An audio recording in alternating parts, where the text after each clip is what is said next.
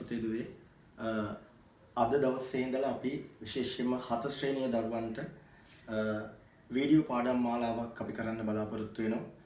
4 ශ්‍රේණියේ දෙවනි වාරයට අදාළ 10 වෙනි පාඩමේ ඉඳලා තමයි පටන් ගන්නෙ. ඔබට වීඩියෝ පාඩම් මාලාවකින් ඉගෙන ගන්න වඩාත්ම පහසු වෙන පාඩම් අද දවසේ ඉඳලා අපි කරන්න බලාපොරොත්තු වෙනවා. විශේෂයෙන්ම 4 ශ්‍රේණියේ 10 වෙනි පාඩම භාග කියන පාඩම. මේ භාග කියන පාඩම කොටස් දෙකකින් සමන්විත වෙනවා. භාග 1 භාග 2 වශයෙන් තියෙනවා. අපි පළවෙනියම භාග 1 කියන කොටස අපි ඉගෙන ගනිමු. එතකොට පුතේ දුවේ දැන් ඔයගොල්ලෝ දන්නවා භාග සම්බන්ධව ඔබ විශේෂයෙන්ම 6 ශ්‍රේණියේදී ඉගෙනගෙන තියෙනවා. ඔබ ප්‍රාථමික අධ්‍යාපනයේදී ඒ කියන්නේ ශිෂ්‍යත්ව විභාගයට තියෙන කාලයේදී ඔබ භාග සම්බන්ධව ඉගෙනගෙන තියෙනවා. ඒතර මේ දැනුම එකතු කරලා තමයි අපි 7 ශ්‍රේණියේ භාග කරන්නට යන්නේ. ඒතර භාගයක් කියන්නේ මොකක්ද කියන මූලික තැන මම කෙටියෙන් ඔබට පැහැදිලි කිරීමක් කරන්නම්. අපි දන්නවා සම්පූර්ණ ඒකකයක් අපි ගත්තොත්. ඒකකින් කොටසක් තමයි අපි භාගයක් කියලා නිර්වචනය කරන්නේ. ඔබට පේනවා මම පොඩි රූපයක් ඇඳලා තියෙනවා. මේ රූපේ දිහා ඔබ බලන්න පළවෙනියට පුංචි ත්‍රිකෝණාශ්‍රයක් වගේ එකක් ඔබට පේනවා. මේකේ අපි බලමු සමාන කොටස් වලට තමයි බෙදලා තියෙන්නේ. එතකොට කොටස් මෙතන 1යි 2යි 3යි 4යි 5යි 6යි 7යි 8යි කොටස් 8ක් තියෙනවා. මේ කොටස් 8න් කීයක් අඳුරු කරලාද කියලා බලන්න. 1 2 හරියටම 5ක් අඳුරු කරලා තියෙනවා. මම පොඩි ප්‍රශ්නයක් විදියට දෙනවා. අඳුරු කළ කොටස මුළු රූපයෙන් දැක්වූ විට. එතකොට අඳුරු කරලා තියෙන්නේ සම්පූර්ණ කොටස් 8කින් 5ක්. අන්න දැක්කද? මෙන්න මේකට තමයි අපි භාග කියලා පුංචි පන්තියේදී ඉගෙන ගත්තේ. මේ රූපයට අපි ගියත් අපිට ඒක ගැන පුංචි අවබෝධයක් ගන්න පුළුවන්. සම්පූර්ණ රූපයේ කොටස් 4කට සමාන කොටස් 4කට අපි වෙන් කරලා තියෙනවා. ඒකෙන් අපි අඳුරු කරලා තියෙන්නේ කොටස් 3ක්. එතකොට අඳුරු කළ කොටස මුළු රූපෙන් දැක්වුවාම අපිට ලියන්න වෙන්නේ මොකද්ද? 4න් 3ක් කියලා. එතකොට මේ 8න් 5ට මේ 4න් 3ට තමයි අපි ගණිතයේදී භාග කියලා අපි අදහස් කරන්නේ. සම්පූර්ණ ඒකකයකින් කොටසක් අපිට භාගයක් කියලා නිර්වචනය කරන්න පුළුවන්. භාගයක පුතේ ප්‍රධාන වශයෙන් බලන්න මේක දිහා කොටස් ඔබට පේනවා කොටස් දෙකක් තියෙනවා. අපි ඉරට උඩ කොටස අපි නම් කරනවා ලවය කියලා. ඉරට යට කොටස අපි නම් කරනවා හරය කියලා. පුංචි කාලේ නම් ඔයගොල්ලෝ කිව්වා හරක උඩ ළමයා කියලා. ඒතර භාගයක මේ මූලිකම දේ මම මේ උගන්නේ ප්‍රාථමික අධ්‍යාපනය ඉගෙනගත්තු දේවල්. මේ තියෙන්නේ හරය, මේ තියෙන්නේ ලවය. අපිට එතනින් පස්සේ අපි 6 ශ්‍රේණියේදී ඉගෙනගත්තු භාග පිළිබඳව අපි බලමු. 6 ශ්‍රේණියේදී ඉගෙනගත්තු විශේෂිත භාගවල නම් කීපයක් තියෙනවා. ඒව සම්බන්ධව අපි පොඩ්ඩක් අවධානය යොමු කරමු.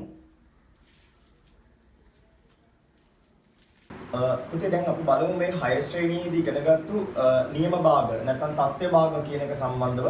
විශේෂයෙන්ම දැන් වැඩිපුර භාවිතා වෙන වචනේ තත්ත්ව භාග. මොකද්ද තත්ත්ව භාගයක් කියන්නේ? පුංචි සටහනක් වලට දාලා තියෙනවා. බලන්නේ සටහන හරයට වඩා ලවය කුඩා වූ භාග තමයි අපි තත්ත්ව භාගයක් නියම භාගයක් කියලා අපි නම් කරන්නේ. එතකොට අපි දන්නවා සාමාන්‍යයෙන් ගත්තොත් 4න් 3. එතකොට මේකේ බලන්න මේ යට එක ලොකුයි උඩ එක පොඩි. ඒ කියන්නේ හරය විශාලයි ලවය කුඩායි. අපි ගත්තොත් 3න් 2. අපි ගත්තොත් 5න් 3. ඕනෙම අපිට ලොකු එකකින් ගන්න පුළුවන්. 125න් 78. මේ හැම එකක්ම අපි ගත්තම ලවය පුංචි නැත්නම් ලවය කුඩායි හරය විශාලයි. එතකොට මේවා අපි නම් කරනවා ගණිතයේ මොනවා කියලාද? නියම භාග නැත්නම් තත්ත්ව භාග කියලා අපි නම් කරනවා. එතකොට ඒකක භාග කියලා කියද්දි බොහොම සරල නිර්වචනයක් දීලා තියෙන්නේ ලවය එක වූ භාග. වෙනවා. ලවය එක වූ භාග. ඒ කියන්නේ ලවය එකයි. එතන මේ බලන්න දෙකෙන් එක. ඒකක භාගය. 5න් 1. ඒකක භාගය. 3න් 1. ඒකක භාගය. 110න් 1. ඒකක භාගය. මේ හැම එකකම ලවය එක නම් අපි බොහොම සරලව කියනවා මොනවා කියලාද? ඒකක භාග කියලා අපි කියනවා. බලමු එතනින් පස්සේ තුල්ල භාග. මේ අපි කරලා තියෙන නිසා තමයි මම ඔබට මේ සටහන බොහොම ඉක්මනින් ඔබට කියලා දෙන්න බලාපොරොත්තු වෙන්නේ. මේ බලන්න. තුල්ල භාග අපි කොටස් දෙකකට අර්ථකථනය කරනවා. බොහොම සරලයි, ඒක ලොකු දෙයක් නැහැ. භාගයක හරයත් ලවයත් හරිද? බිඳුව හැර එකම පූර්ණ සංඛ්‍යාවකින් ගුණ කිරීමෙන් මුල් භාගයට තුල්ල භාග ලබාගත හැක. දැන් ඒ කියන්නේ අපි මෙහෙම භාගයක් ගමුකෝ 4න් 3 කියලා. එතකොට මේ 4න් 3 කියන භාගය අපි අරගෙන මේ භාගය අපිට පුළුවන් මෙයාගේ මේ උඩ තියෙන ලවයත් යට තියෙන හරයත් අපිට මෙයාව දෙකෙන් වැඩි කරලා මෙයාව දෙකෙන් වැඩි කරන්න පුළුවන්. එතකොට අපිට පුතා එනවා මොකද්ද? 3 වැඩි 2 කීයද කියන්න 6යි 4 වැඩි 2 කීයද 8යි. එතකොට මෙයා තුල්ල භාගයක්. එයා තුල්ල භාගයක් වෙන්නේ කාටද? එයා 4න් 3 කියන එක්කෙනාට තුල්ල භාගයක් වෙනවා. මුල් භාගය කිය මෙයා. මෙයාට තුල්ල භාගයක් තමයි මේක. අපි ආයෙත් ඒ වගේ එකක් ඕනනම් බලමු. අපිට පුළුවන් 5න් 2. අපි මේකේ මේ උඩ තියෙන ලවය අපි වැඩි කරනවා 7ෙන්. හරයක් වැඩි කරනවා 7ෙන්. එකම සංඛ්‍යාවෙන් උඩයි යටයි. ඒතර 4ක් 2 14යි. 5 4ක් 35යි. ඔන්න අපි තවත් තුල්ල භාගයක් ලියුවා. මේ කාගේ තුල්ල භාගයක්ද? මේ 5න් 2 සඳහා ලියපු තුල්ල භාගයක්. එතකොට බලන්නකෝ දැන් ඔබට පුළුවන් මෙතනදී තව දෙයක්. ඔබ මේ වැඩි කරද්දි උඩ ලවය වැඩි කරලා දෙකෙන් හරය 3න් වැඩි කරන්න එහෙම එපා. වැඩි කරන්න ඕනේ හරය සහ ලවය එකම පූර්ණ සංඛ්‍යාවකින්. බිඳුව හැර එකම පූර්ණ සංඛ්‍යාවකින් ගුණ කරන්න. බෙදීමේ කොටසට යමු. මේ බලන්න. භාගයක හරයක් ලවයක් බෙදෙන. ඒ කියන්නේ හරයයි ලවයයි බෙදන්න පුළුවන්. බිඳුව හැර එකම පූර්ණ සංඛ්‍යාවකින් වෙන වෙනම බෙදීමෙන් මුල් භාගයේ තුල්ල භාග ලබා ගත හැකියි. මම පෙන්නන්නම් 12න් 9 කියන භාගය දිහා බලන්න. අපිට ඒකේ පුළුවන් අපි දැන් ආසයි කියලා හිතන්නකෝ දෙකෙන් බෙදන්න. දැන් පුතාලට පුළුවන්ද 9 දෙකෙන් බෙදන්න මෙතන? ඉතිරි නැතුව බෙදන්න බෑ. 12 බෙදනවා නමුත් 9 බෙදන්න බෑනේ. ඒතර අපි මෙයාට තුල්ල භාගයක් බෙදීමෙන් ගන්නවා නම් අපි බලන්න ඕන 9 බෙදෙන 12 බෙදෙන මේ දෙකම බෙදන්න බලන්න කවුද පූර්ණ සංඛ්‍යාව? අපි දන්නවා 9ත් අපිට 3ෙන් බෙදන්න පුළුවන් 12ත් අපිට 3ෙන් බෙදන්න පුළුවන්. එහෙනම් මට කියන්න බලන්න 9ක් ඇතුලේ 3 ඒවා කීයද පුතේ? 9ක් ඇතුලේ 3 ඒවා 3ක් තියෙනවා. 12ක් ඇතුලේ 3 ඒවා කීයක් තියෙනවද? ගණන් හදලා බලන්න. 12ක් ඇතුලේ 3 ඒවා 4ක් තියෙනවා. එහෙනම් මේ තියෙන 12න් 9 තුල්ල භාගය තමයි 4න් 3 කියලා කියන්නේ. අපි ආයෙත් එකක් අරගෙන බලමු. අපි බලමුකෝ අරගෙන 24න් අපි ගමුකෝ 16 කියන එක. එතකොට අපිට පුළුවන් කාගෙන්ද බෙදන්න? දැන් අපිට බෙදන්න සංඛ්‍යා කීපයක් එන්න පුළුවන් සමහරවිට. දැන් කෙනෙක් කියයි සර් අපි 8ෙන් බෙදමුකෝ. ඔව් 8ෙන් අපි බෙදනවා. එතකොට ඔයගොල්ලෝ කියනවා 16ට 8 ඒවා කීයද? 16ට 8 ඒවා 2යි. 24ට 8 ඒවා 24ට 8 ඒවා 3යි. එහෙනම් 24න් 16 එක තුල්ල භාගයක් තමයි 3ෙන්. කෙනෙක් කියයි අපිට පුළුවන් එහෙම නැතුව තව විදිහකට බෙදන්න. මේ බලන්න 24න් 16ම අපි ගත්තා. අපි මේක බෙදනවා 4ෙන් බෙදනවා. මේකත් අපි 4ෙන් බෙදනවා. එතකොට 16ට 4 ඒවා 4යි 24ට 4 ඒවා 6යි. එතකොට 24න් 16 තවත් තුල්ල භාගයක් තමයි 6න් 4 කියලා කියන්නේ. එතකොට දැන් පැහැදිලිනේ තුල්ල භාග සම්බන්ධව මේ 6 ශ්‍රේණීය දෙයක් මම පැහැදිලි කිරීම කරන්නේ.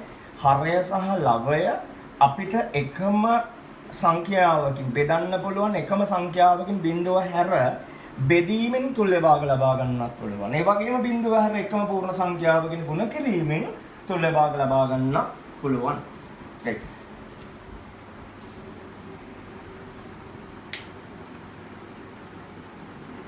පුතේ අපි මෙතනින් පස්සේ බලමු 7 ශ්‍රේණියට තියෙන භාග සම්බන්ධව තියෙන ඔබට අද දවසේ ඉගෙන ගන්න තියෙන විශේෂ කොටස් කීපයක් සම්බන්ධව බලමු පුතේ අපි මිශ්‍ර සංඛ්‍යා කියලා එකක් සම්බන්ධව ඔබත් එක්ක කතා කරනවා.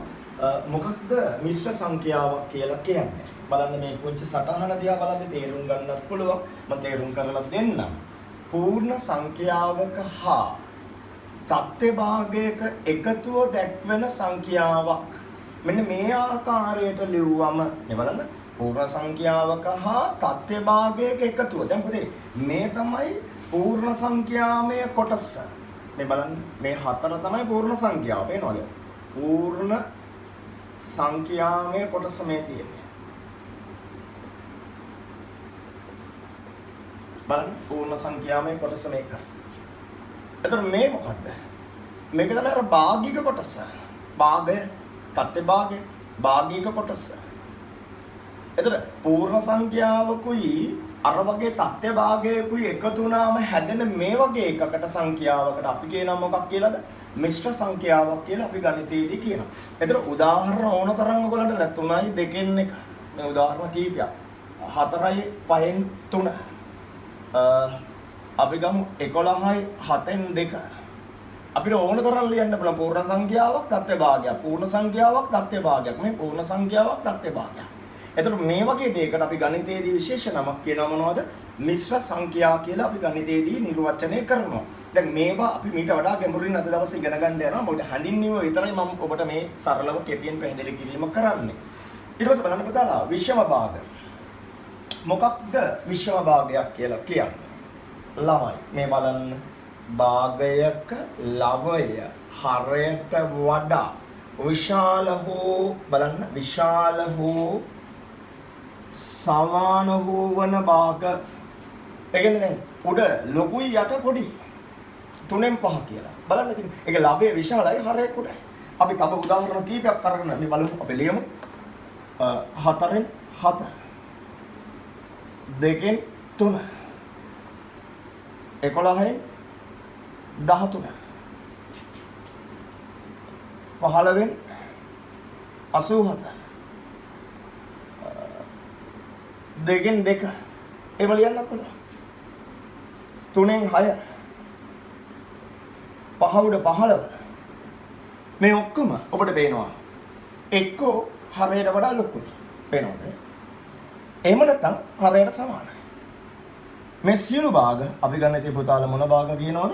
විෂම භාග කියලා අපි ගණිතයේදී නිර්වචනය කරනවා.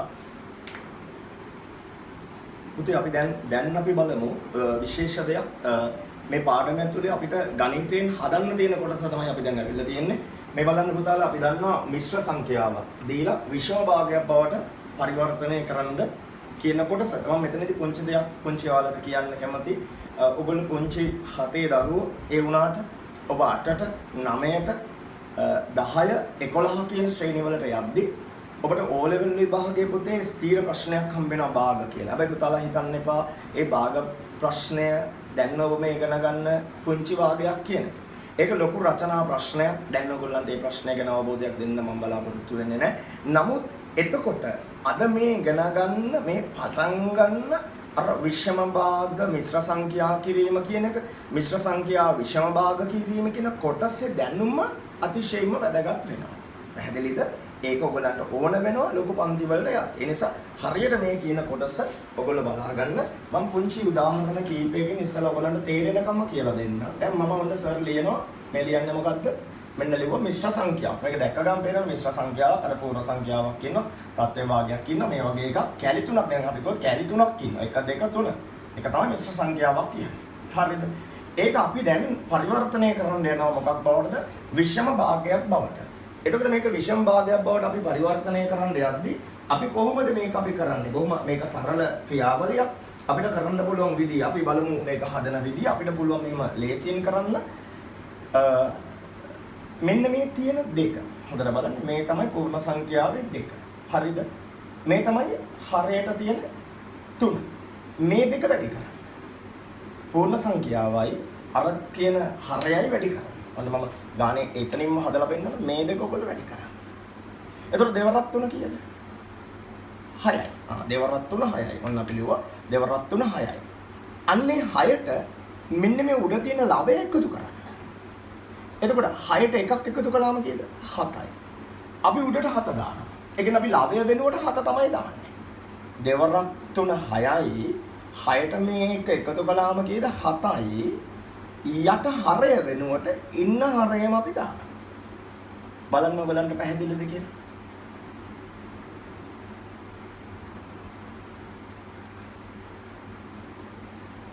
ඊට පස්සේ බලන්න පුතේ දැන් තව පුංචි එකක් අපි ගමු 3යි 5න් 3. හරිද? එතකොට මේක අපි කොහොමද අපි කරන්නේ මේක විෂම භාගයක් කරන්නේ? මේ දෙක වැඩි කරන්න. 3 වරක් 5 15යි. 15ට මේ 3 එකතු කරන්න. හැම වෙලාවකම මේ පූර්ණ සංඛ්‍යාව අමතක කරන්න එපා එක.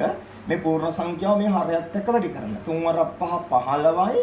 15ට මේ උඩ තියෙන 3 එකතු කරාම 18යි. යටට දාන්නේ මේ තියෙන හරයමයි. ඒ තත්ත්ව භාගයේ තියෙන හරයම තමයි දාන්නේ. අපි ගමුකෝ මේ වගේ එක 4යි 11න් 2.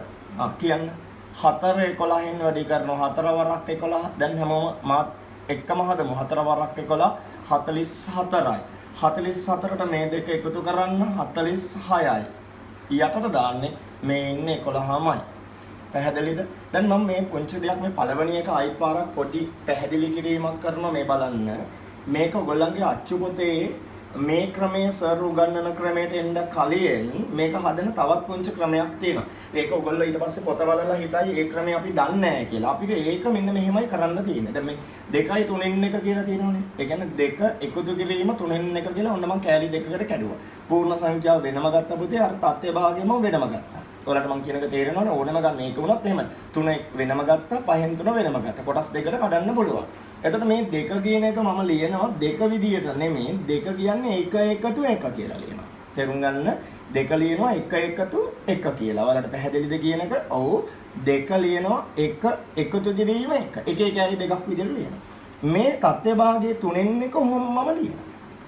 ඊට පස්සේ මෙන්න මේ 1 වෙනුවට දැන් මෙතන ඉන්න භාගය කවුද? 3න් භාගයක් නෙන්නේ 3න් එකක් ඉන්නේ.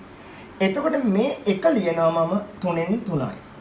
අර 3න් භාගයක් ඉන්න නිසා 3න් 3යි. දැන් පුතාලා හිතන්නකෝ මෙතන 4 හිටියා කියලා. එතන මම ලියන්නේ කොහොමද? 4න් 4යි. මෙතන ඉන්නේ 5න් භාගයක් නම් මේක ලියන්නේ 5න් 5යි. එතකොට දැන් එකක් කියන්නේ 3 උඩ 3. හරිනේ 3ක් උඩ 3ක් කියන්නේ 3ට 3 ඒවා එකයිනේ. එතකොට ඒක තමයි මේ ලියන්නේ. 3 උඩ 3 ලිව්වා. එකතු කිරීම ආයෙත් 3න් 3යි. එකතු කිරීම 3න් 1යි. පැහැදිලිද? එතකොට දැන් ඔයගොල්ලෝ භාග එකතු කිරීම ගැන පුංචි දැනුමක් ඔයගලන්ට තියෙනවා නේද? මේ තියෙන හරයන් තුනම සමානයි. එතකොට 3 කියලා දානවා. ඔයගොල්ලෝ එකතු කරන්නේ නැහැ නේද? 3 එකතු 3 6යි 6 එකතු 3 9යි. එහෙම දාන්නේ නැහැ භාගවල. අපි ගන්න පොදු හරය කියලා කියනවා නේ. හරයන් තුනම අපි සමාන හන්ද ලගත්ත 3 කියන එක. හැබැයි ලව ටික අපි එකතු කරනවා කොහොමද? 3යි 3යි 6යි 6යි 1යි 7යි. පැහැදිලිද? 3 උඩ 7 අපිට උත්තරය ආවා. හැබැයි දැන් මේක එන්න ගිය වෙලාව සහ මේක ගන්න ගිය වෙලාව අතර වෙනස ඔයගලන්ට තේරෙනවද? අපි මේක ගද්දි ලොකු වෙලාවක් ගියා. අපිට මෙහෙම ගද්දි බොහොම සරලව ගන්න පුළුවන්. ඒ නිසා මම මේ පෙළ පොතේ සඳහන් වෙන ආරම්භයේදී ඔයගලන්ට මේ පාඩම උගන්වන්න භාවිතා කරන ක්‍රමය දිගටම දිගින් දිගටම ඔයගොල්ලෝ කරන්න යන්න අවශ්‍යතාවයක් නැහැ. ඔබ මේ ක්‍රමයට යන්න. මේකෙදී ඔයගොල්ලෝ වැදගත් වෙන දේ සර් ලියලම පෙන්නන්න මෙන්න මෙහෙමයි. අර පූර්ණ සංඛ්‍යාව කියන එක. හරිද? පූර්ණ සංඛ්‍යාව මම ලියනවා. පූර්ණ සංඛ්‍යාව වැඩි කරන්න හරය. හරිද? ඊට පස්සේ ඒකට එකතු කරන්න මොකද්ද? ලවය. ඒක යටින් දාන අර තත්ත්ව භාගයේ තියෙන හරය. අර තත්ත්ව භාගයේ හරය යටින් දාන්න. ඔන්න මම නිකන් මේකට අනුවන්න එකක් මම පැහැදිලි කරන්න යන්නේ. අපි ගමුකෝ 7යි 3න් 2. කොහොමද දැන් අපි මේක කරන්නේ? පූර්ණ සංඛ්‍යාවයි හරයයි වැඩි කරනවා. ඔන්න උඩට දාන්නේ පූර්ණ සංඛ්‍යාව 7 හරය 3 7යි 3යි වැඩි කළා ලවය එකතු කළා. හරිනේ. 7 3න් වැඩි කරා ලවය එකතු කළා. යටට දාන්නේ කවුද? යටට දාන්නේ මේ ඉන්න හරයමයි. එතකොට 7 වරක් 3 21යි 21යි 2යි 23යි උඩට 23යි යටට 3යි 3 උඩ 23. ඒතර උඩ ලොකුයි යට පොඩුයි මොන භාගද විෂම භාග වෙලා තියෙනවා. දැන් කෙනෙක් කල්පනා කරයි සර් මේ වගේ ලියලා හිතුවොත් මට ටිකක් අමාරුයි. මට ඊට වඩා මේක ලේසියි. ඇත්තටම මේක ඔබට වඩාත්ම ලේසි වඩාත්ම පහසුවෙන් කරන්න පුළුවන් ක්‍රමය තමයි දරුවනේ. සර් මේ මුලින්ම ඔයගලන්ට කියලා දුන්නේ මේ බලන්න. අපි ගත්තොත් 11යි 2න් 1 හරි සරල එකක්. 11 වැඩි කරන්න පුතාලා 2න් අර වගේ ලියලා යන්නත් අවශ්‍ය නැහැ. 11 සරත් 2 22යි 22ට අර 1 එකතු කරන්න. එතකොට 23. යටට දාන්නේ මේ ඉන්න හරයමයි. අපි තව කීපයක් අරන් බලමු. එතකොට ඔයගලන්ට මේක ගැන පූර්ණ අවබෝධයක් අද දවසේ ලැබෙනවා. 5 වැඩි 7 කීයද? 5 සරක් 7 35යි. 35ට මේ තුන එකතු කරන්න. ඔයගොල්ලෝ දැන් මට කියන්න ඕන. 5 සරක් 35යි 35යි 3යි කීයද? 38යි. එතකොට ලවයට එන්නේ මොකද්ද? 38. හරයට එන්නේ කවුද? 7. මේ තියෙන්නේ 6යි 12න් 5. කියන්න දැන් ටිකක් ලොකු චක්කරයකට යනවා. 6 වරක් 12 කියන්න 72යි. නේද? 6 වරක් 12 72යි. 72ට මේ 5 එකතු කරන්න. 72යි 5යි 77යි. පැහැදිලිද? යටට දානවා කීයද ඔයගොල්ලෝ? 12 තත්ත්ව භාගයේ ඉන්න හරයම. ඒතර බොහොම සරලයි පුතේ මේක අපිට ඉගෙන ගන්න ඕන විදිහ අපි දැන් ඔළුවේ ඒක හොඳට තියාගමු. හැමෝම එකපාරක් මාත් එක්ක කියන්න මොනවද කරන්න ඕනේ? පූර්ණ සංඛ්‍යාව හරයත් එක්ක වැඩි කරා ලවය එකතු කළා උඩට දැම්මා. හරිද? යටට දාන්නේ මොකක්ද? යටට දාන්නේ ඒ ඉන්න භාගය නැත්නම් ඉන්නේ මිශ්‍ර සංඛ්‍යාව නැත්නම් තත්ත්ව භාගයේ තියෙන හරයම යටට දාන්න ඕන. මම හිතන්නේ අපි මේක ගැන අවබෝධයෙන් ඊළඟ කොටසට යන්න ඕන. බලන්න පුතේ දැන් අපි ඒකේ අනිත් කොටසට යන්නේ මොකද්ද? දැන් අපි කරපු එකේ අනිත් පැත්ත. මොකද්ද? විෂම භාගය මිශ්‍ර සංඛ්‍යාවක් බවට පත් කරනවා කියන එක. මේකත් මම ඔයගලන්ට ලේසි කොටස විතරක් කියලා දෙන්නම්. ගොඩක් ලේසි ඔබට අනිවාර්යයෙන්ම ඉදිරියට කරගෙන යන්න ඕන කොටස. අපි හිතමුකෝ 2 උඩ 7 ඉන්නවා කියලා. right 2 උඩ 7 ඉන්නවා. එතකොට 2 උඩ 7 හිටියම දැන් මේක විෂම භාගයක් නේ. ඔව් ඒක හරි. දැන් මේක මිශ්‍ර සංඛ්‍යාවක් කරද්දි මොකක්ද අපි කරන්න ඕනේ? අපි 2 උඩ 7 මෙහෙම ගත්තා. මම මේ පෙන්නන්නේ ඔබේ පෙළපොතේ ක්‍රම දෙකක් කියලා දීලා තියෙනවා. ඔබ මේ ක්‍රමයට ඉගෙන ගන්න. මේක ඔබට ගණන් හදන්න වඩාත්ම පහසුයි. හොඳම එක තමයි අර බෙදීමේ ක්‍රමය. දැන් පුතාලා දන්නවනේ ඔබට පුළුවන් 7 2ට බෙදන්න.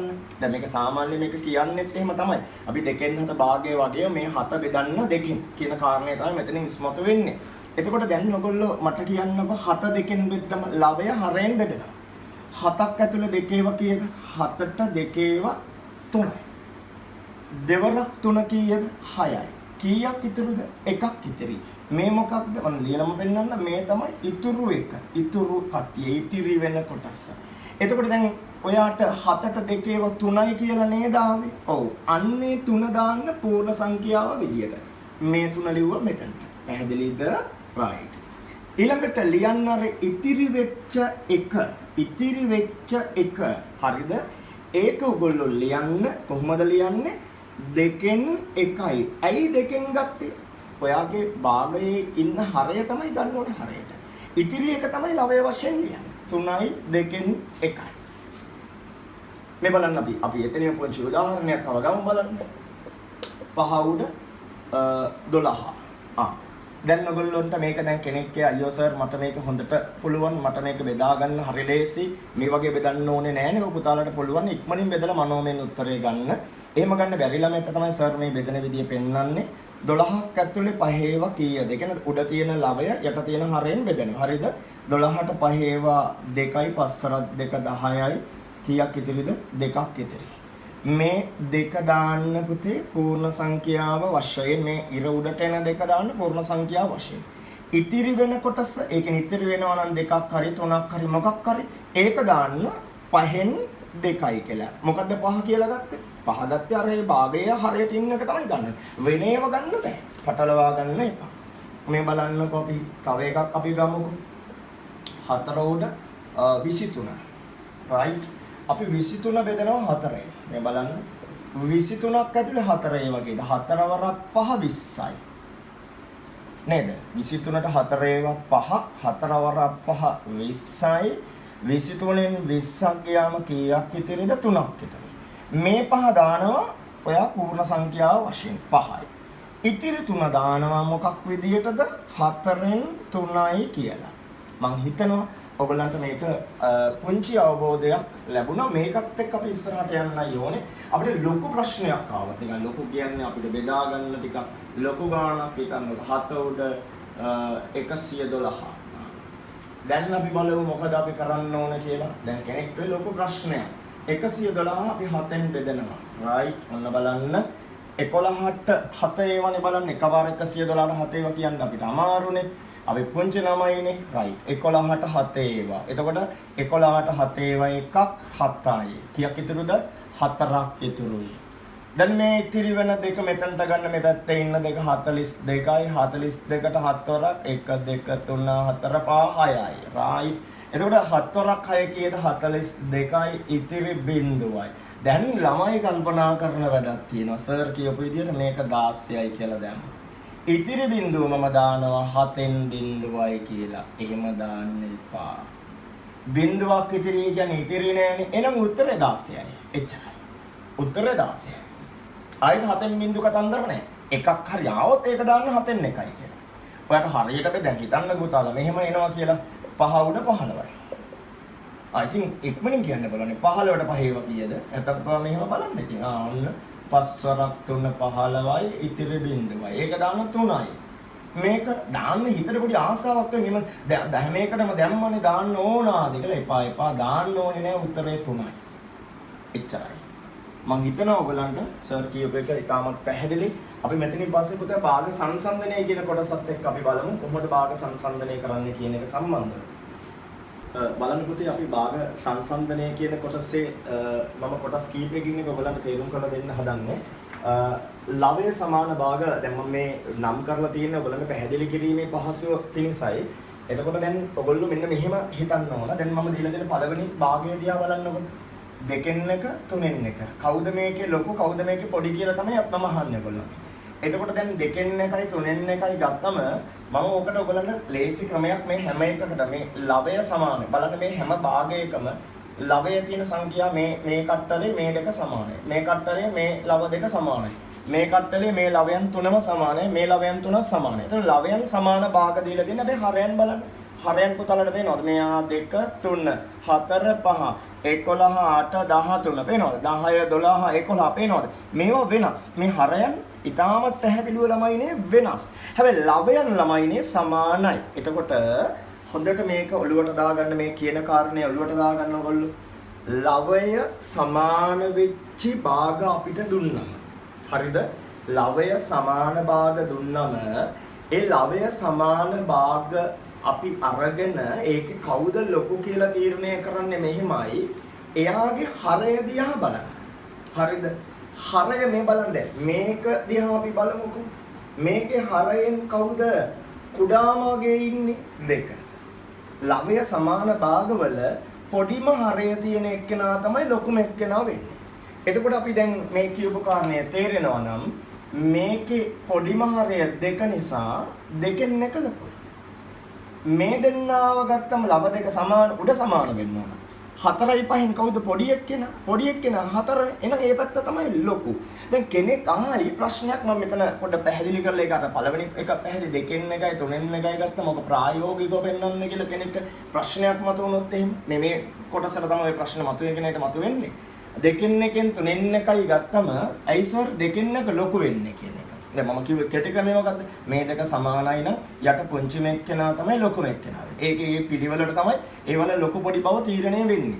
දැන් ඇයි දෙකෙන් එක ලොකුයි කියන්නේ? ඔයගොල්ලෝ හිතන්නකෝ අපි මේ වගේ ඔන්න අපි මේක හිතන්නකෝ මේක ඔයගොල්ලෝ නිකන් හිතන්නකෝ ඔයගොල්ලෝ කනවා කඩේ ගිහිල්ලා පීසා එකක්. ඔන්න මම පීස් එක තමයි ඇඳලා තියෙන්නේ දෙකක් ඇඳලා තියෙනවා කියලා හිතන්නකෝ එක සමානයි කියලා හිතන්නවා. හරිද? දැන් ඔයාට යාළුවෙක් ගෙනල්ලා මේ පීස් එක දුන්නම ඔයා පීස් එකෙන් භාගයක් ඔයාට හම්බ වෙනවා කන්න. මෙන්න පීස් එකෙන් භාගයක්. right. තව එක්කෙනෙක්ට පීස් එකෙන් හම්බ වෙනවා 3න් එකක් ගන්න. අපි හිතමුකෝ ඔන්නවට 3න් එකක් හම්බ වෙනවා. 1 2 3. ඊතර සමානව බෙදලා තියෙන්නේ කියලා. එතකොට ඔයාට වැඩියෙන් කන්න හම්බෙන්නේ දෙකෙන් එකක් අද්දිද 3න් එකක් අද්දිද? ඔයා පැහැදිලිව කියනවා සර් දෙකෙන් එකක් අද්දි තමයි වැඩිපුර කන්න හම්බ වෙන්නේ. එහෙනම් දෙකෙන් එක තමයි ලොකු කෑල්ල. ලොකු කෑල්ල කනවා නම් කන්න ඕනේ භාගෙ. පොඩි කෑල්ල කනවා නම් කන්න ඕනේ මේ 3න් පංගුව. එතකොට දෙකෙන් එකයි 3න් එකයි ගත්තම කවුද ලොකු කෑල්ල? ලොකු කෑල්ල දෙකෙන් එක. මේක අපි දැන් හැම එකටම පීස් අපිට ගන්න බෑනේ. අපිට හැම එකටම කෑම අරගෙන ගණන් හදන්න බෑනේ. අපි ඒකට කෙටි ක්‍රමයක් විදියට කියනවා මේ උඩ තියෙන ඒවා සමාන හැම කෙනාගේම යට පොඩි එක්කෙනා තමයි ලොකු එක්කෙනා වෙන්නේ. අංක 4 ලොකුයි පොඩිනේ 5ට වඩා. එතන මේ පැත්ත තමයි ලොකු. දැන් මෙතනට එන්නකෝ. හරි. දැන් ඔයගොල්ලෝ කියන්නකෝ මට මේක දිහා බලලා මම අහන පුතාලගෙන් ප්‍රශ්නයක්. කවුද පුතේ දැන් උඩ ඔක්කොම සමානයි. හැබැයි උඩ අසමානමත් බෑ. උඩ සමාන වෙලා තියෙනවා. දැන් මට කියන්නකෝ මේ අයගෙන් පොඩිම එක්කෙනා කවුද? එතකොට 11 8 13 පොඩිම එක්කෙනා මෙයා. 8නේ පොඩිම අංකේ හරයට ගත්තම පොඩිම හරය මෙයා. ඊට පස්සේ පොඩි එක්කෙනා මෙයා. ලොකු එක්කෙනා මෙයා. එහෙනම් ලොකුම හරය තියෙන එක්කෙනා තමයි පුංචිම එක්කෙනා වෙන්නේ. අපි මේක පිළිවෙලකට ගත්තොත් එම් කුඩාම එක්කෙනා මෙයා. 13න් 3 තමයි කුඩාම එක්කෙනා. ඊට පස්සේ කුඩා ඊට පස්සේ එක්කෙනා මෙයා. 11න් 3. ලොකුම එක්කෙනා මෙයා. සංඛ්‍යාව පොඩි එයාගේ එයා තමයි ලොකු එක්කෙනා වෙන්නේ. පේනවද මම කියන එක? දැන් ඇයි මම මෙහෙම ලිව්වේ? අර අපිට දැන් 3ක් ඉන්නවනේ.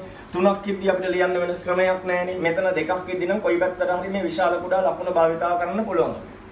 මෙතනදී අපි දන්නවා පුංචිම හරය ඉන්නේ 8. එයා තමයි අනිවාර්යෙන් ලොකු එක්කෙනා වෙන්නේ. ඊට පස්සේ පුංචි එක්කෙනා 11. එයා තමයි දෙවණියට ලොකු එක්කෙනා වෙන්නේ. මෙයා තමයි ලොකුම හරයේ ඉන්නේ. හැබැයි එයා තමයි පොඩිම එක්කෙනා වෙන්නේ. හරය ලොකු වෙන්න එයා මොනවද වෙන්නේ? පුංචි එක්කෙනෙක් වෙනවා. එහෙනම් ලොකුම එක්කෙනා මෙයා. මේ පැත්තට කට ඇරියා. කට හරින්නේ ලොකු එක්කෙනාගේ පැත්තට. උල තියන්නේ පොඩි එක්කෙනාගේ පැත්තට. එහෙනම් ඊට පස්සේ ලොකු එක්කෙනා මෙයා. පැහැදිලිද කියන එක? 8න් 3 ලොකුයි 11යි 3ට වඩා.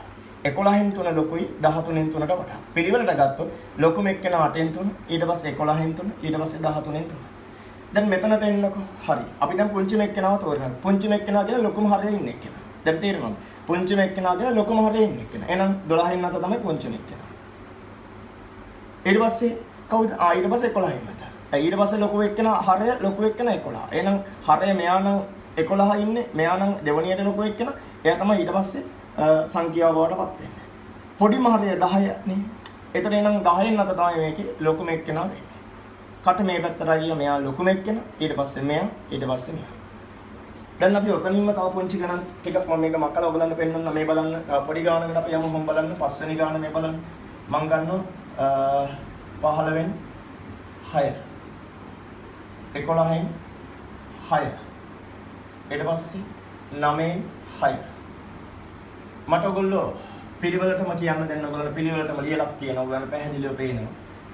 හරය ලවයන් තුන්දෙනාගේම සමානද? ඔව් ලවයන් තුන්දෙනාගේම සමානයි. එහෙනම් දැන් අපි අහන්නේ කවුද පොඩිම එක්කෙනා? පොඩිම එක්කෙනා වෙන්නේ ලොකුම හරයේ ඉන්න එක්කෙනා. එහෙනම් මෙයා තමයි පොඩිම එක්කෙනා. හරිනේ පොඩිම එක්කෙනා මෙයා. ඊට පස්සේ පොඩි එක්කෙනා ආයෙත් මෙයා ඉන්නවා. 11න් 6 තමයි ඊට පස්සේ පොඩි එක්කෙනා. ඊට පස්සේ ලොකුම එක්කෙනා වෙන්නේ 9න් 6. එහෙනම් මෙයා විශාලයි. මෙයා ඊට වඩා විශාලයි. පැහැදිලිද පිළිවෙල? මේ තමයි පුංචිම එක්කෙනා. දෙවණියට පුංචි එක්කෙනා මෙයා, ලොකු එක්කෙනා මේක. අපි තවත් පොඩි ප්‍රශ්නයක් අරගෙන බලමු එතනින් තවත් පැහැදිලි කිරීම සඳහා මේ බලන්න. අපි පොඩි ප්‍රශ්නයකට යමු. අපි ගමු 7න් 5 6න් 5 18න් 5. මේ සංඛ්‍යා තුන බලලා මට ඉක්මනින් කියන්න ලවයන් තුන සමානද? ඔව් ලවයන් තුන සමානයි. දැන් ඔයගොල්ලෝ මට කියන්න මේ තුන් දෙනාගෙන් පුංචිම එක්කෙනා කවුද? මේ භාග තුනේ පුංචිම භාගය. පුංචිම භාගය වෙන්නේ ලොකුම හරයේ ඉන්න එක්කෙනා. ලොකුම හරය කියන්නේ 18 නේ. එහෙනම් එයා තමයි පොඩිම එක්කෙනා. 18න් 5 තමයි පොඩිම එක්කෙනා. ඊට පස්සේ කවුද? ඊට පස්සේ 18ට පස්සේ ටිකක් සංඛ්‍යාව වෙන්නේ 7. එහෙනම් එයා තමයි ඊට පස්සේ පොඩි එක්කෙනා 7න් 5. පිළිවෙල හැදුවොත් එහෙමයි එන්නේ. ලොකුම සංඛ්‍යාව වෙන්නේ මේක 6න් 5 කියන එක. ඔන්න සංකේත භාවිතා කරනවා. දැන් කෙනෙක් අය සර් ඔහොමද ලියන්න ඕනේ. මේක අපිට මෙහෙම ලියන්න බැරිද? කොහොමද? කෙනෙක් අය අපි මුලින්ම සර් ලොකු එක්කෙනා ලියුවා 6න් 5 ලියුවා. හරි ප්‍රශ්නයක් නෑ. ඊට පස්සේ අපි 7න් 5 ලියන්න. හරි. ඊට පස්සේ අපිට 18න් 5 ලියන්නද? හරි. ආයික ප්‍රශ්නයක්. එතකොට සංකේත මෙහෙම සංකේත මෙහෙම දානවද? එහෙම සංකේත දාන්නේ නෑ. ඇයි එහෙම දාන්නේ නැත්තේ? එහෙම දාලා වැඩක් නැහැනේ. එතකොට වැරදි වැඩක් නේ කරන්නේ. දැන් කවුද ලොකු? දැන් ලොකු එක්කෙනා මෙයා. ඇයි 6න් 5 කියන්නේ ලොකුයිනේ. ඒ කියන්නේ හරය පොන්චි වෙනවා කියන්නේ එයා ලොකු සංඛ්‍යාවක් කියලානේ. එහෙනම් මේ පැත්ත ලොකුයි. ඊට පස්සේ මේ පැත්ත. පැහැදිලිද කියලා?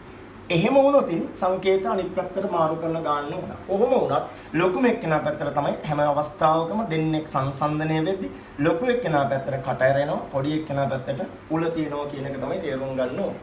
දැන් බලන්න හරය සමාන භාග කියලා අපි දීලා තියෙනවා. හරය සමාන භාග පුතල එක හරි ලේසි. ඒක කිසිම අපහසුතාවයක් නෑ. ඒක අපි හැමෝම දන්න එක. හරය සමාන. ඒ කියන්නේ මේ යට බලන්න මෙයක් පහ මෙයක් පහ. 4 4 11 11 11. එහෙමනම් බලන්නේ අර සාමාන්‍ය විදියට. කවුද 5න් 3 5න් 2 ලොකු එක්කෙනා 5න් 3. ලවයේ ලොකු එක්කෙනා කොහොමද ලොකුයි? මෙතනදී හරයේදී එහෙම නෙමෙයි. හරයේදී සංඛ්‍යාව ලොකු වෙන්න එයා පොඩි එක්කෙනා වෙනවා. ලවයේදී එහෙම නෙමෙයි. සාමාන්‍ය විදියට ලවයේ ලොකු 3 2කට වඩා ලොකුයි. එහෙනම් 5න් 3 ලොකුයි 5න් 2කට වඩා. 4න් 2යි 4න් 3යි ගත්තම 4න් 3 ලොකුයි.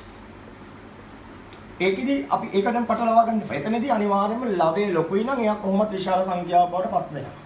විශාල ලවයේ ඉන්න එක්කෙනා තමයි විශාල සංඛ්‍යාව බවට විශාල භාගයේ බවට පරිවර්තනය වෙන්නේ.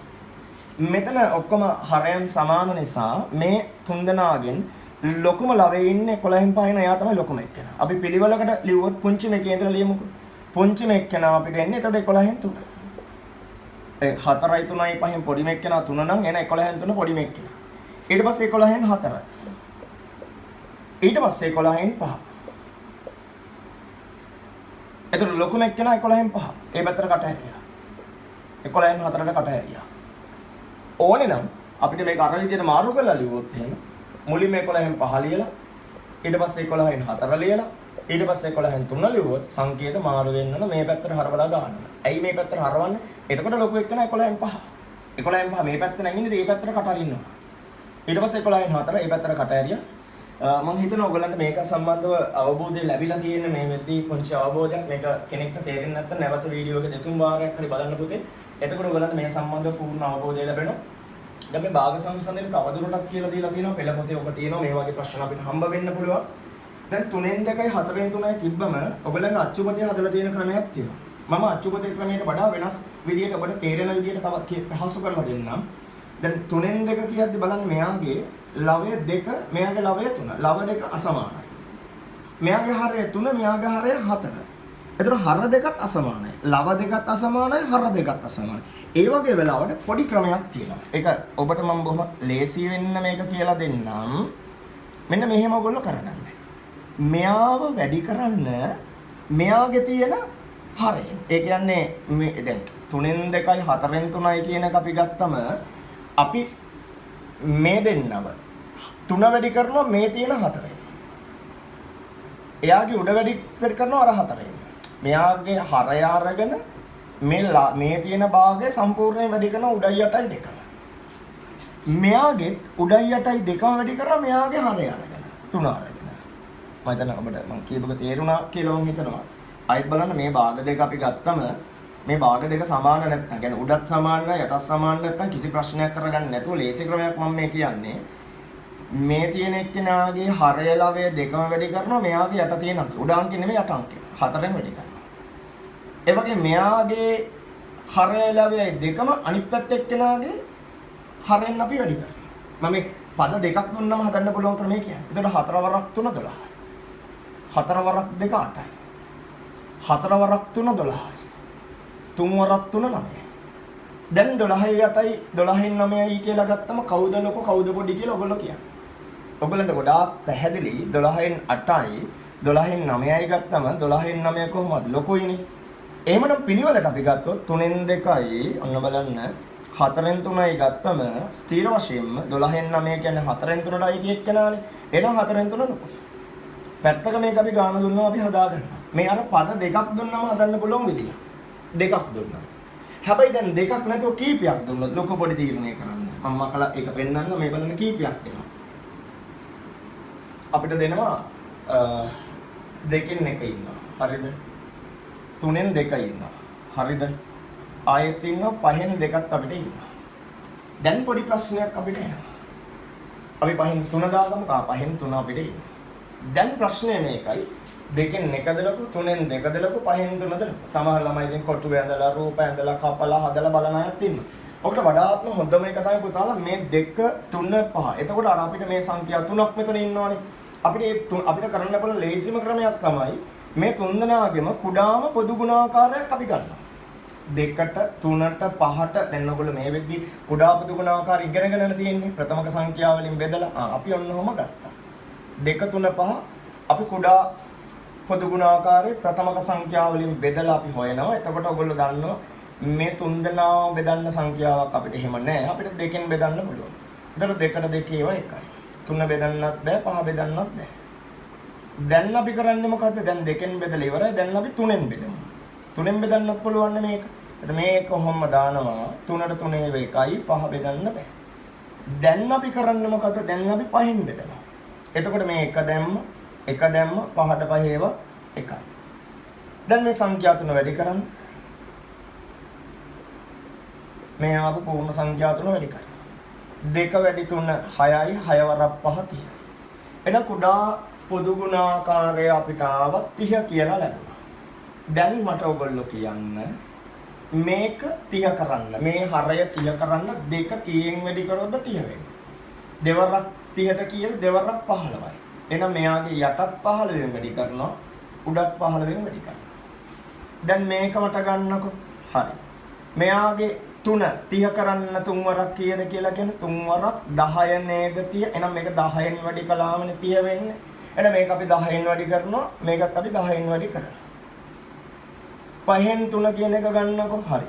මේ 5 30 කරන්න හැම වෙලාවකම යට තියෙන එක තමයි 30 කරන්න ඕනේ. නැත්නම් දැන් හිතන්න බෑ 3 30 කරන්න 10න් වැඩි කරන්නේ. ඒතර උඩත් 10න් යටත් එහෙම කරන්නේ නැහැ. යට තියෙන හරය මෙයාව 30ක් කරන්න කීයෙන්ද වැඩි කරන්නේ? හැම එකකම යට තියෙන සංඛ්‍යාව හරය 30 කරන්න කීයෙන්ද වැඩි කරන්නේ? 5 30 කරන්න වැඩි කරන්නේ ඔයගොල්ලෝ 6. එහෙනම් මේ හරයක් 6 ලවයක් 6 දෙකම වැඩි කරන්නත් ඕන. එතකොට ඔයගොල්ලෝ දන්න 15 වරක් 2 30යි ඔන්න මම ලිව්වා 30යි උඩ 15 වරක් එක 15යි. 3 වරක් 10 30යි. 2 වරක් 10 20යි. හරි ලේසි මේක. 5 වරක් 6 30යි. 3 වරක් 6 18යි. පැහැදිලිද? දැන් මේ තුන් දෙනාගෙන් තියෙන 15ද ලොකු තියෙන 20ද පිළිවෙලකට හදලා මේක ලියමු බලන්න. අපි පොන්චි මේකෙන් පටන් ගමු. තියෙන 15 තමයි පොඩිම. මෙයානේ පොඩි මේක න නේද? තියෙන 15, තියෙන 20, තියෙන 10. තියෙන 15 කියන කොයි එක්කෙනාද?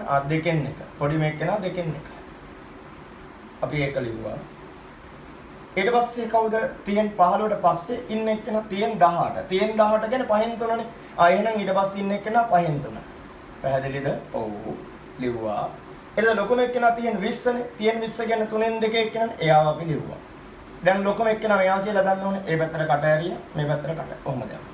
ඔන්න අපි සංසන්දනය කරා. බොහොම සරලයි මේවා අපිට මේ ක්‍රම දෙක ඇතුළේම ගාන අපිට හදන්න පුළුවන් වෙනවා. බලන්න පුතේ තවත් ප්‍රශ්නයක් ඔයගලන්ට මේ ක්‍රමයේ ප්‍රශ්නත් ඔයගලන්ගේ පෙළ පොතේ තියෙනවා.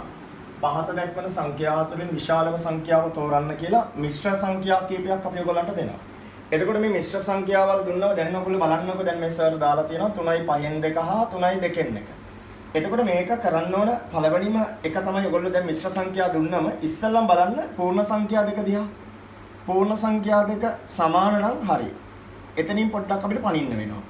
බලන්න ඕනේ මුලින් බලන්නේ පූර්ණ සංඛ්‍යා දෙකදී. ඒ දෙක සමාන නම් ඒ කියන්නේ ඒ භාග දෙකේ මොකක් හරි පූර්ණ සංඛ්‍යා අතර සම්බන්ධතාවය හරි සමානයි. ඊළඟට ඔයගොල්ලෝ බලන්න 5න් 2 කියන භාගයයි 2න් 1 කියන භාගයයි. භාග දෙකෙන් කවුද ලොකු? මේ දෙන්නම සමානයිනේ. දෙන්නම එක જાතිය දෙන්නේ. 5න් 2යි 2න් 1යි. එතකොට අපිට එකපාර පැත්තක් තීරණය කරන්න බෑනේ. අපිට පුළුවන් අර සර් කියපු ක්‍රමයේ ගන්න හරය ලවය වෙනස් ඒවනේ. අපිට පුළුවන් කෙලින්ම මොකද කරන්න? මෙයාව වැඩි කරනවා මෙයාගේ යට තියෙන සංඛ්‍යාවෙන්. උඩයි යටයි දෙකම අපි වැඩි කරනවා.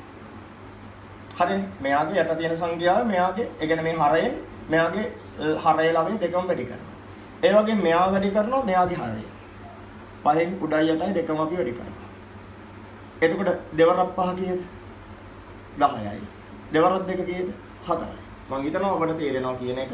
5 වරක් 2 කීයද? 10යි. 5 වරක් 1 කීයද? 5යි. දැන් කියන්නකෝ ඒ භාග දෙකෙන් කොයි භාගයද ලොකු? 10න් 4ද ලොකු? 10න් 5ද ලොකු?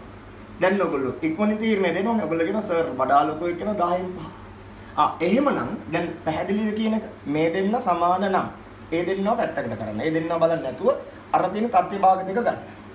ඒ භාග දෙකෙන් ලොකු පොඩි තීරණය කරන්න බලන්න දැන් කලින් ඉගෙන ගත්ත දැනුම අරගෙන. අන්න එහෙම දැනුමින් මේක තීරණය කරලා ඒක ඔයගොල්ලෝ ගාන හදන තැනම හදන්න. හරිද? මම නම් ඒක දැන් මකනවා මොකද මට දැන් ඔයගොල්ලන්ට ගණන් කියලා දෙන්න ඕන නිසා. ඒකට ඔයගොල්ලෝ දන්නවා 10න් 5 කියන එක ලොකුයි 10න් 5 කියලා අපිට ආවේ මේ පැත්තේ තියෙන භාගය. ඒ කියන්නේ මේ දෙකෙන් එක වෙනුවට ආවේ. එතකොට එහෙනම් වඩා ලොකු එක්කෙනා අපිට සංකේත භාවිතා කරලා ලියන්නත් පුළුවන්. 3යි 5න් 2 කියන එකයි හරිද? 3යි 2න් 1 කියන එකයි ගත්තා වඩා ලොකු එක්කෙනා 3යි 2න් 1 කියන භාගය. ඒක වඩා පහසුයි. අපිට ලැබෙන්නේ එහෙම නැත්නම් සමහර අය ප්‍රශ්නේ සමහර ළමයි විශාල සංඛ්‍යා තෝරන්න කියන්නේ මෙයාගේ යටින් ඉරක් අඳින අයත් ඉන්නවා. ඒක ප්‍රශ්නයක් නෑ. ඔබට වඩා විශාලක තීරණය කරන්න බෑ. හැබැයි හදන ක්‍රමයක් ඔයගොල්ලෝ ඒක දක්වලා තියන්නේ. මේ ප්‍රශ්නේ හදන්න පැත්තක හදන විදිය ඔයගොල්ලෝ සඳහන් කරන්න. දැන් දෙවෙනි ගානට අපි එමුකෝ 7යි 3න් 2යි 7යි 4න් 3. අර වගේම එකක් තමයි. ඇයි මේ දෙක දිහා බැලුවා. හරියටම හරි දෙන්නම සමානයි. එක්වෙනින් ගත්ත 3න් 2 කියන එකයි 4න් 3 කියන එකයි. එහෙම ගත්තත් ඔයගලන්ට සමහර වෙලාවට වාසනාවට අවස්ථාවල් හම් වෙනවා. ලව දෙක සමානයි වයින්නවා. එතකොට ඔයගොල්ලෝ දන්නවා ලවයන් දෙක සමාන වුණොත්ින් විතර. දැන් මම නිකම්ම මේක විනාඩියකට මකලා පෙන්නන්නම් පුතාලට. මෙතන දෙක ආවා කියලා හිතන්නකෝ. 3න් 2යි 4න් 2යි. කවුද ලොකු කියලා හුවොත් ඔයගොල්ලෝ දන්නවා හරි ලවයන් දෙක සමාන නම් හරය දිහායි බලන්න ඕනේ. එතකොට හරයෙන් පුංචිම එක්කෙනා කවුද? මෙයානේ. එන එයා තමයි ලොකු. එහෙනම් මේ පැත්ත ලොකුයි කියලා තීරණය කරන්න පුළුවන්. දැන් අපිට එහෙම ප්‍රශ්නයක් නැහැ. මම ඒක නිකන් කිව්වේ අර එහෙම આવොත් ඒ වාසනාව අපි භාවිතා කරන්න ඕන. ඒක තමයි වාසනාව ගැන ප්‍රශ්නේ තියෙන්නේ. අපි අර දන්නේ මෙහෙම આવොත් ඒත් අපිට දැන් ක්‍රමයේ තියෙනවනේ. මොකද්ද ක්‍රමය? අපි දන්නවා මෙයාව වැඩි කරන්න කරන හරයලාවේ දෙක මේ සංඛ්‍යාවෙන් 4යි. මෙයාගේ හරයලාවේ දෙකම වැඩි කරලා මෙයාගේ හරය. එතකොට 4 වරක් 3 කීයද? 12යි. 4 වරක් 2 8යි. මෙතන 4 වරක් 3 12යි. 3 වරක් 3 9යි. 12න් 8ද ලොකු 12න් 9ද ලොකු? අපි ඉක්මනින් අපිට දැන් තීරණය කරන්න පුළුවන් 12න් 9 ස්ථීර වශයෙන්ම ලොකුයි. 12න් 9 ලොකුයි කියන්නේ මේ පැත්ත ලොකුයි කියන එකනේ. එහෙනම් අපි මේ භාගය අපි ආවා. කවුද ලොකු එක්කෙනා? දැන් අපි තීරණයකට ආවා. මෙන්න අපිට තීරණයේ ප්‍රතිඵලය. අපි ලියනවා 7යි 3න් 2. right? 7යි 4න් 3. 7යි 4න් 3 කියන එක ලොකුයි. දැන් මේම ප්‍රශ්නයක් එනවා. දැන් පූර්ණ සංඛ්‍යා දෙක දිහා බලන්නකෝ. පූර්ණ සංඛ්‍යා දෙකෙන් 5 ලොකුයි දෙකට වඩා. මොකුත් හදන්න එපා. ඊටු භාග දිහා බලන්නත් එපා. කෙලින්ම ලිව්වා 5යි 4න් 3, 2යි 3න් 2. මෙයා ලොකුයිනේ. right? ඒ පැත්ත ලොකු එච්චරයි. එතකොට මේ තත්ත්ව භාග දෙක ඒ දෙක දිහා බලන්න යන්න. පූර්ණ සංඛ්‍යාව ලොකුයි නම් හරියම ලේසි. ගාන ලොකු එක්කලා තීරණය කරන්න පුළුවන්. මෙතනට ඒ වගේ ප්‍රශ්නයක්. මේ දෙන්න දිහා බැලුවා. පූර්ණ සංඛ්‍යා දෙකෙන් කවුද වඩා ලොකු එක්කෙනා? පූර්ණ සංඛ්‍යා දෙකෙන් 8 ලොකුයිනේ. දැන් සමහර අය හිතනවා සර් මෙතන භාගයක් වෙනවා 11න් 8. මෙතන දෙකෙන් එක. ළමයි අර සමහරවිට එහෙම හිතන අය ඉන්නවා. අර අංක ලොකු වුණාම හිතනවනේ මේක ලොකුයි. නෑ එහෙම නෙමෙයි පුතා. පූර්ණ සංඛ්‍යා දෙක දිහා මුලින්ම බලන්න. පූර්ණ සංඛ්‍යා දෙකෙන් වඩා ලොකු එක්කෙනා මේ පැත්තේ 8 නම් අපි ප්‍රශ්නේ ආයි එතනින් යාට තත්ත්ව භාග දිහා ආවත් ඒ මුකුත් බලන්න අවශ්‍යතාවයක් නැහැ. 8යි දෙකෙන් එක ආයෙ පැත්ත ලොකුයි. දැන් මෙතනදී අපි බැලුවේ මේ දෙක සමාන වුණාම අපිට තීරණය කරන්න වෙන අර භාග දෙක දිහා බලන්න. 4යි දෙකෙන් එක 3යි 9න් 5. ඉතින් මේ දෙක දිහා බලන එකට වඩා පූර්ණ සංඛ්‍යා දෙකෙන් 4 ලොකුයිනේ 3ට වඩා. එහෙනම් 4යි දෙකෙන් එක කියන එක ගත්තා. 3යි 9න් 5 කියන එක ගත්තා. වඩා ලොකු එක්කෙනා 4යි දෙකෙන්. මොකද 4 ලොකු නිසා. අපි ලොකු එක තීරණය කරගන්නවා. දැන් මෙතනදී ලොකු එක තීරණය කරන්න බැරි නිසා තමයි අපිට අර කතන්දරයට යන්නට සිද්ධ වුනේ. දැන් ඔයකදී ඔයගොල්ලන්ට විශේෂයෙන් මතක් කරන්න ඕන මෙතනදී අපි අමතක කරන්න හොඳ නැහැ. මේ කරපු දේවල් සම්බන්ධව මූලික දැනුම සම්බන්ධව. ඒ කියන්නේ ඔයගොල්ලන්ට මෙතනින් මේක අපිට දැන් තේරුණාද? අපි කොහොමද මේක හදන්නේ? මේ පාඩමට අදාළව අභ්‍යාසමාලා දෙකක් තියෙනවා. 10 1 කියන අභ්‍යාසමාලාව තියෙනවා. පිටු අංක 118 අභ්‍යාසමාලාව ඔයගොල්ලන්ට තියෙනවා. ඔබට පුළුවන් වඩාත්ම පහසුවෙන් මේ පාඩම තේරුණාද කියන එක බලන්න. මේ අභ්‍යාසය සම්පූර්ණයෙන්ම කරන්න.